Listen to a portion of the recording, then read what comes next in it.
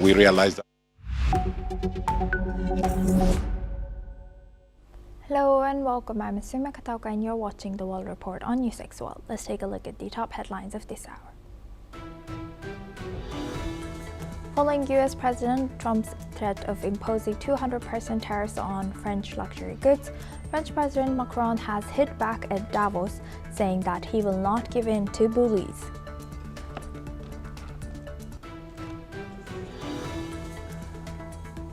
Amid the escalation between NATO and the USA over Greenland, President Trump has again slammed NATO, saying he has saved the alliance from the ash heap of history.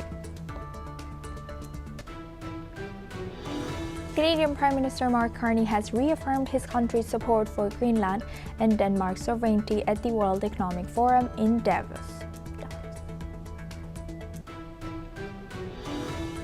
Venezuela's National Assembly President Jorge Rodriguez has announced broad reforms in the laws amid the new political context following the capture of Nicolas Maduro by a U.S. military operation this month. U.S. President Donald Trump expresses support for his Syrian counterpart Ahmed al-Sharaa, who launched an offensive against Washington's erstwhile Kurdish allies, saying a choir boy could not handle the situation in Syria. A video published by the U.S. Southern Command on X shows what they say is a United States seizure of another tanker in the Caribbean, the seventh ship apprehended since President Donald Trump announced a blockade to prevent sanctioned vessels going to or from Venezuela. Legendary American astronaut Sunita Williams has retired from NASA after 600-plus days in space and a record 9 spacewalks, the most by a female. The U.S. Federal Trade Commission is seeking to revive its case accusing Facebook parent company Meta Platforms of bolstering an illegal monopoly by acquiring Instagram and WhatsApp. Now for this hour, we start with France MP's visit to Greenland. 2 French members of Parliament have visited Greenland to show support and solidarity with the Danish Autonomous Territory, which is at the center of rising tensions due to U.S. President Donald Trump's push to acquire it. The MPs, including Pierre-Alexandre Anglade, chair of the European Affairs Committee, has emphasized the importance of respecting Greenland's sovereignty. The mayor of Nuuk has shared that the support was deeply meaningful for Greenland's people during this stressful time. This visit comes after France and other European nations have expressed strong opposition to Trump's Greenland plans, highlighting the growing international rift over the territory's future. Let's hear what French MP and Nuuk Mayor Avarak Olsen has shared. It's a lot of stressful. It's a very stressful time for the inhabitants of Nuuk, but also for the rest of Greenland. And knowing that the rest of the world is coming with support, giving us some kind of support is just very, very meaningful. For us, it's very important to be with you today and show some support and solidarity, respect for your sovereignty. Now for this discussion, we welcome Professor Rohan Gunratna. He's an international affairs expert, joins us live from Singapore. Thank you very much, Professor Gunratna, for joining us. Good to see you. Now, as tensions escalate over Greenland and continue, what do you think? What is France's role in, showing solidarity with Denmark and Greenland? Asuma, France is the most powerful nation in the European Union. And if you take Europe as a whole, that is UK and continental Europe, UK is the most powerful entity in Europe. But when it comes to the European Union, France leads the way. So the decision taken by the French to oppose President Trump's desire to annex Greenland itself is an indication of the thinking of the European leaders. So whatever France does in the context of Greenland is so telling. It is a message for everyone else.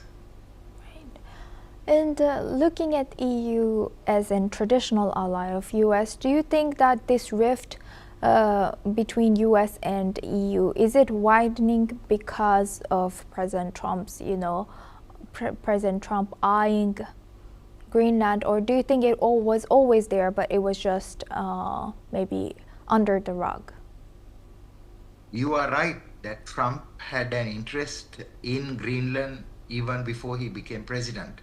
But now it is very visible, and I believe that it is going to damage the transatlantic partnership, that is the relationship between the United States and Europe. And what is so important is, without getting into a confrontation with Trump, for the European leaders to work together with Trump to satisfy some of the security concerns. That is at least some of the key security concerns Trump has about Greenland. He wants greater capabilities based in Greenland. Yes, that is something that can be done to monitor what is happening in the Arctic. In terms of resources, again, it is a matter of partnership. So US and Europe, or the Anglo-Saxon world, they have very close alliances, a number of alliances. One is called the Five Eyes countries, that is Australia, Canada, UK, US, New Zealand. Another is NATO, and there are many other partnerships. All that will suffer, all that will be disrupted and dismantled if Trump pursues the Greenland option without consultation and cooperation and collaboration with the European counterparts. So at this point, the most important thing is you must put the best leaders to deal with President Trump, who is very triumphant. And also, he's basically a businessman. He's not a classic politician. So they have to put the right people to deal with him. Right. Ooh, the stakes are really high, as you know, you rightfully laid it out, all that for us. So building on security concerns of US, and as Trump says that he's eyeing Greenland for the security concerns, couldn't he raise an alarm about Greenland or eye Greenland in any other way? Why did he have to disrupt the system? Why did he have to shake the ground like this? What do you think? Trump's style of working is that he asks for the impossible and then he will negotiate something reasonable. Now you can see with regard to Gaza what he said. He said he wants to empty Gaza of all Palestinians. Now he came to terms working with the Arab countries, with the Palestinians, with Israel for something more reasonable. So this is the style of a businessman. So we have to understand it and put the right people to deal with it. If the Europeans have a tough talk with Trump will take actions very unilaterally. You can see how the Venezuelan president Maduro threatened him one-to-one, and his response. So he's a different type of leader that needs different type of negotiators to deal with him. So there are some leaders who have built exceptionally good relationship with Trump. For example, Netanyahu in Israel, Erdogan in Turkey, Mohammed bin Salman in Saudi Arabia, Field Marshal Sisi in Egypt. So some leaders work with him very well. Others leaders can't. Right. Indeed. Thank you for highlighting that and sharing that with us on NewsX World. Professor, please stay with us as we come back to you for our later discussion as well. Now, moving on to our next news, US President Donald Trump has hinted at the possibility of involving Venezuelan opposition leader Maria Corina Machado in some capacity to help her country, though he has not specified her role. In recent comments at the White House, he has expressed his desire to collaborate with Machado, noting his positive shift in perspective towards Venezuela. This change comes after his previous criticism of her leadership capabilities and popularity in Venezuela. Machado's party claims a significant victory in the 2024 presidential elections with a reported 70% vote share. Let's listen into what Trump has shared. As an example, into the United States. That's why one of the reasons I felt so strongly against Venezuela. Now I'm loving Venezuela. They've been working with us so well. It's been so nice. And an unbelievably nice woman also did a very incredible thing, as you know, a few days ago. We're talking to her, and maybe we can get her involved in some way. I'd love to be able to do that. Maria, maybe we can do that. But we're dealing with the people and the president and all of the people in Venezuela, and we've been doing great. The oil companies are getting ready to make massive investments there. They have more oil than even Saudi Arabia. Now for this discussion, we welcome back Professor Rohan Gunratna. He joins us live from Singapore. Thank you very much, Professor, for staying with us. As a few weeks ago, we just talked about this, or a few days ago, we talked about this, and you mentioned that this is a strategy that was used by Machado to present her Nobel Peace Prize to Trump. How is that coming in handy as we see the situation evolving in her benefit now? Maria Machado is the leader of the opposition, but she's a very popular leader. If they have election today in Venezuela, she's going to be the next president of Venezuela. She got a very high poll that was neglected and negated by Maduro in the last election. So Machado is also very diplomatic.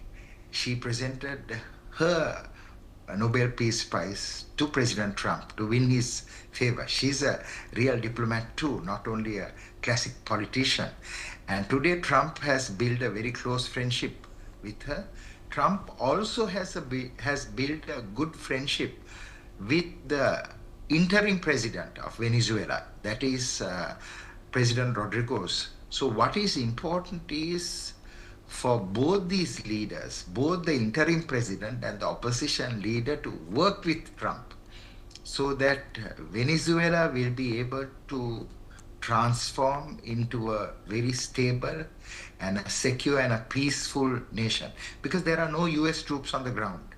It was the operation that Trump launched early January was operation to surgically extract Maduro out of Venezuela. Trump even didn't take the interior minister of Venezuela and bring him back to the United States, although he is mentioned in the US indictment for moving drugs to the United States. So I think that the key strategy is for Venezuela to work with the United States and to dismantle the criminal networks that are in Venezuela that led to this chaos and this disruption of relations, temporary disruption of relations between the US and Venezuela. Right now, looking at the statement that Trump made that you aired, it is very clear that these two leaders have been able to pacify Trump to the extent where he said, "I love Venezuela." Yes, indeed. And lastly, as we saw media reported a few days ago about CIA's director of his visit to Rodriguez, right? So where exactly does U.S. stand, as we now saw that, and you rightfully highlighted, that Trump's warming up towards Venezuela, and it seems like, to me at least, it seems like he likes both these leaders, Rodriguez and Machado. What's your take on this? Trump's thinking is that he wants the Western Hemisphere, meaning Europe, meaning Latin America or Central and South America, to be within his sphere of influence. That is called the Monroe Doctrine. He doesn't want the Chinese, he don't want the Russians, he don't want the Iranians to have a base in South and Central America. And one of the key reasons he intervened is because of the very presence, very significant growing presence of Russian and Chinese and Iranian influence in Venezuela. So I think that Trump's thinking is that the Western civilization is under threat. The Judeo-Christian civilization is under threat. And that is why he's supporting Netanyahu, he's supporting Israel, he's supporting the European countries.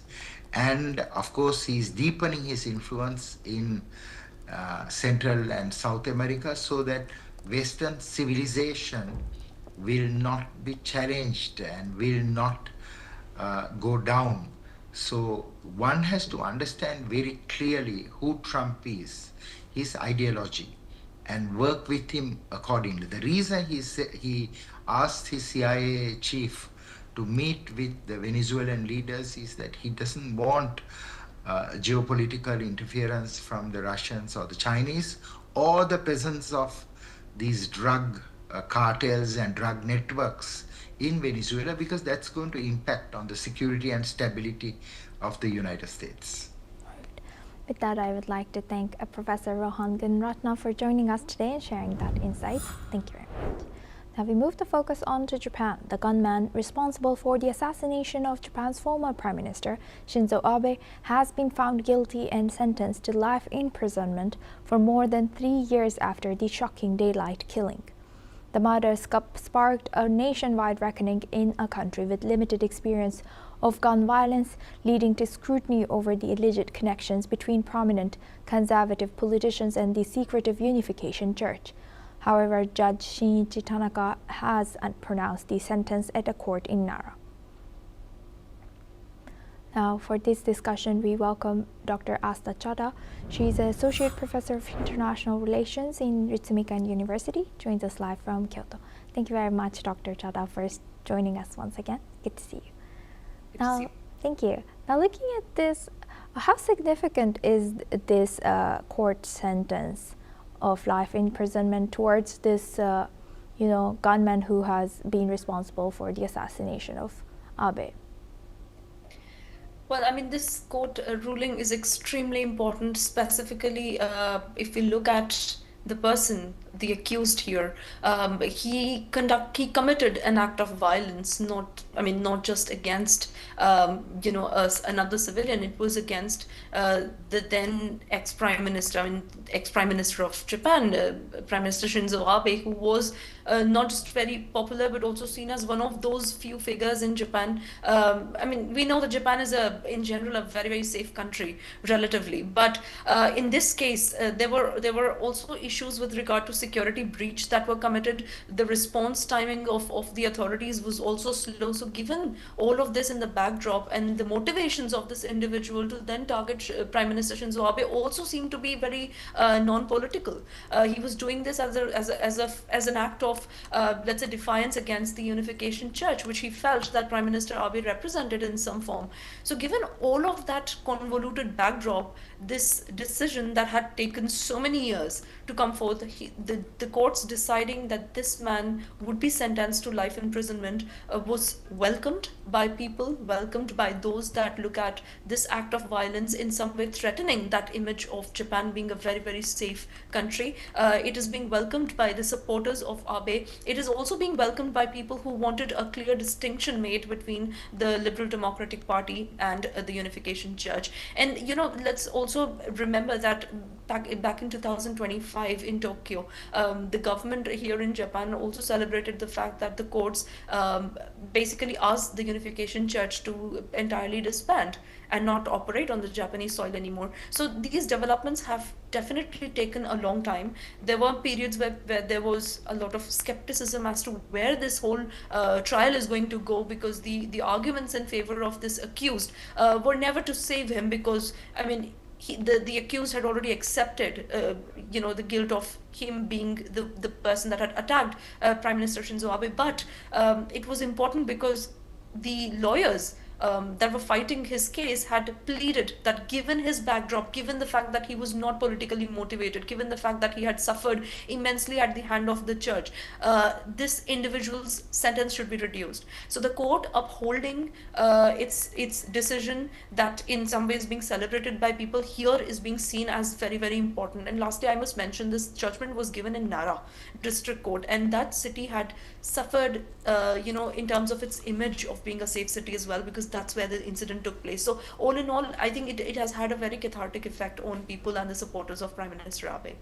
Yes, 100%. And also talking about the Unification Church, what impact did the case have on public scrutiny of the alleged links between the conservative politicians and the Unification Church? I mean, since the beginning, I mean, when this individual was caught after he committed that assassination, his initial idea was that Unification Church had something to do with the Liberal Democratic Party, and Prime Minister Abe in some way represented the church in some capacity.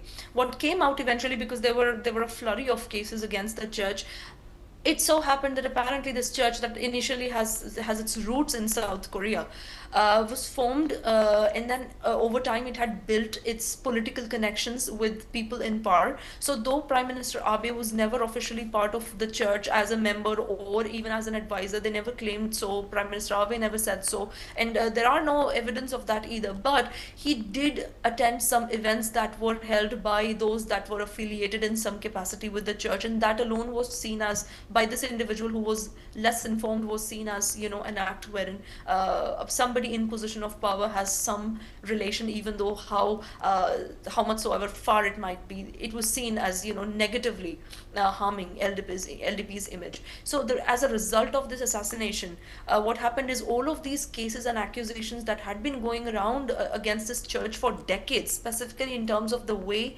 they had been instrumentalizing, or let's say they had been using people's faith or using people's fear for getting money or extorting money from them in form of donations. There were those cases that had been pending and didn't receive much attention, but after this assassination, all of those cases were taken into account, and it was found that this church had maintained that policy of over time, using people's faith and fear to get money from them, sometimes even leading up to the bankruptcy of the individuals who were making this donation, which was also apparently the case with this accused here in this case. The second important thing that came about as a result of this trial was also the fact that the Japanese government now needs to look very carefully at the second generation of the donors of this church, which is the people such as this accused person, because several of these kids are probably not followers of this church or never had the kind of religious devotion, but they were suffering the impacts of bankruptcy that their parents had put them into. And lastly, the court itself kind of rejected any grounds for empathy or any grounds of justification of this person having a personal suffering and trying to target Prime Minister Abe, who was wrongly seen by him through some videos that were circulated online as in some way or some capacity linked to the church. So those three things, I think the way that they emerged, also in a broader context, bring to question as to what is the role of religion here in Japan, which is largely seen as a very non-religious society, and yet we see the operations of these religious organizations, whether they are the churches or any such organization that tries to extort money from individuals. That has pretty much become the debate in the past few years, specifically since this 2022 incident. So as of now, the church stands disbanded. We do not know what would be the next steps for this church or members of this church, and how they're going to maybe in some way rally some support in one way or another. But what can be said for sure is that Japan is going to crack down with much more strictness when it comes to such actions, specifically ones linked with organizations in positions of power or organizations that could in some way exploit people and their victimhood or their fears in some way to extort money. Yes, I really hope that's the case. Thank you very much, Dr. Chada, for sharing that insight. Now we move the focus on to France. In a dramatic move, French Prime Minister Sébastien Lecornu has used a special constitutional power to force part of the 2026 budget through Parliament without a vote. Le Cornu has invoked Article 49.3 of the Constitution to push the income side of the legislation through the deadlocked lower house after 3 months of discussions. This move prompted opposition parties, including France, Unbowed and a National Rally, to file no confidence motions against the government. However, Le Cornu and his government appeared to have gained enough support, particularly from the socialists, to survive the votes expected later this week. Let's listen into what French Prime Minister and MPs have shared.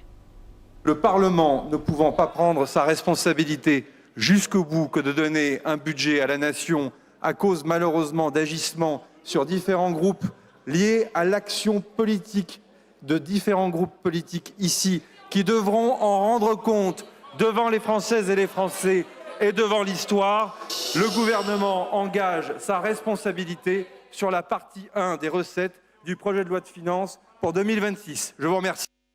Je vous annonce donc que nous venons de déposer à l'instant même une motion de censure déposée avec le groupe communiste et ultramarin ainsi qu'avec le groupe écologiste et que nous avons décidé, dans le cas où cette motion ne passerait pas, que les 2 prochaines motions consécutives aux 2 prochains 49.3 seront là aussi déposées en commun avec un système de tourniquet. Ce sera donc la France Insoumise et Éric Coquerel qui présentera la première motion de censure qui sera discutée ce vendredi et qui peut-être sera la dernière du gouvernement Le Cornu. En tout cas, nous l'espérons.